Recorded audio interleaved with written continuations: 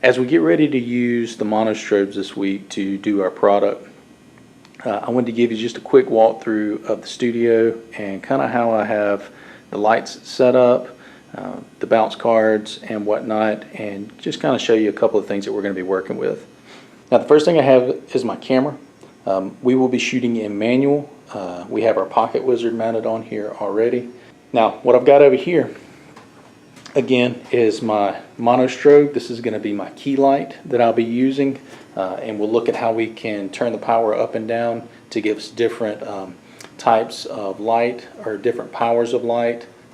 I will be using the 2 foot by 2 foot softbox on this one. I'm going to also use a couple of different bounce cards, and we'll move those around. And back here, this is going to be our second light. This is going to be a background light. So let's go ahead and set this back up and we'll start taking some pictures. Alright, first thing we're going to do is I'm going to start turning on the lights. This will be the key light. I'm going to start this light off at its lowest power. These lights work in stops, full stops at 1/10 increments. So 2, 0.0, 0.1, 2, all the way up to 3. These will go from 2 all the way up to 6. Turn that back down to 2. I'm going to hit OK or hit enter. Alright, next I've got my background light. I'm going to set its power. I'm going to turn it all the way down as well. Back down here at camera level, what I'm going to do is I'm going to start taking a couple of shots, making changes to the power of this light. Now in a few weeks we'll talk a little bit about metering and using a handheld meter to meter the light. What I really want you to do this week is I want you to get in here and experiment a little bit with turning the power up and down on these lights. The settings that I'm going to be using for this shoot is I'm going to work with a shutter speed of 125th of a second. I'm going to work somewhere around f4 and I'm going to be about 100 ISO. Alright, what I'm going to do first is I'm going to take a couple of shots. I'm going to flip this background light off and just kind of take a look at what this light does. I'm going to move these bounce flashes.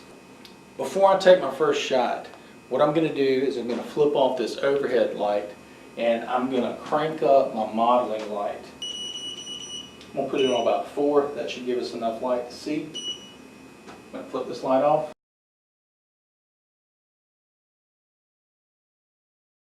So this is what we have before I shoot. I have my power, my flash power of this monostrobe set to 2. Now you can go and we can play with these in class and whatnot. I have the modeling light power set to 4. The modeling light is just going to give me light so that I can see what it's going to actually look like on my product. And I'm going to take my first shot. Now when we look at this shot, what you're going to see is it's really, really, really blue. Right now, what I want you to do is I want you to set your white balance in camera to flash. And we're going to take another picture real quick and see what that looks like. So what I'm going to do is I'm going to turn this particular light off. I'm going to turn my background light on and we'll get to see what this actually does.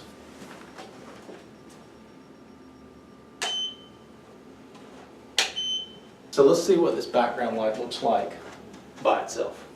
Same settings. That looks pretty good. If I want to change the way that it is throwing light onto the wall, then really all I'm going to do is I'm just going to move the light. I'm going to move it a little bit to the right, and let's see what this shot right here looks like. It's looking pretty good. I'm going to angle it just a little bit more. Let's try this one more time. Oh, like that. Alright, so now let's take a look and see what both of these lights look like at the same time. Alright, so now let's take a look at what these lights look like together. And that looks pretty good. One thing that I see that I really need to do is I need to take this light, this key light, and I need to actually flag it. What the flag is going to actually do, I feel like the light itself is spilling a little bit onto the background. So what I can do is I can set a flag up and it will block that light from hitting the background. Alright, so what I want to do next is I'm going to introduce a flag into this shot. And just to kind of give you a before and after, I'm going to actually turn my background light off. I'm going to take a shot with just my key light to show you what it looks like. Now I want you to pay attention to how this light is spilling onto the background that we have. So let's flag it. So I'm just going to introduce this into it. This is going to block light from spilling onto the background. I'm going to check it to make sure that it's not in the frame of my shot. And I'm going to take a shot. Okay, immediately we see that the light is not spilling onto the background. So that's going to work now. I'm going to flip my background light back on. I'm going to take my next shot. That's looking pretty good. If I need to put more light onto my product from this side, I'm just going to introduce a fill card into this. And let's take a shot with that. You'll see that that has bounced light back onto my camera. If I wanted to shoot with another light and I wanted to set up another light, then I could actually go in and I could use this light to set up and shoot with this Snoot. And I think that's what I'll do. Alright, so what I've got right here is I've connected another light, I hooked this light up, and I put a Snoot on this light. We're going to use this light to put light onto this area of our product. As I introduce the Snoot in, what you should see is you should see some light pop in on this side of the product. Now when using the Snoot, I'm going to turn up my modeling lamp. Again, it's going to get hot, so make sure that you don't leave it on long. I'm going to turn off my key light so I can see where this Snoot is hitting. As I introduce that light into it, my modeling light is helping me to see where this light is going to hit on my product. I'm going to actually flip my background light off, so it's probably going to get real dark in here on the video. We're going to angle this Snoot in. I've got a pocket wizard set up on it, and we're just going to go ahead and we're going to take this shot with just the Snoot. This is at its lowest power. I'm going to raise this power just a little from 2, let's say to 2.5, and we're going to take another shot.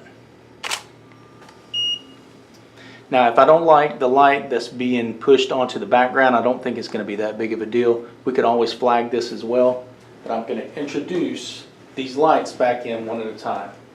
First with my background light. This is with my background light and the Snoot.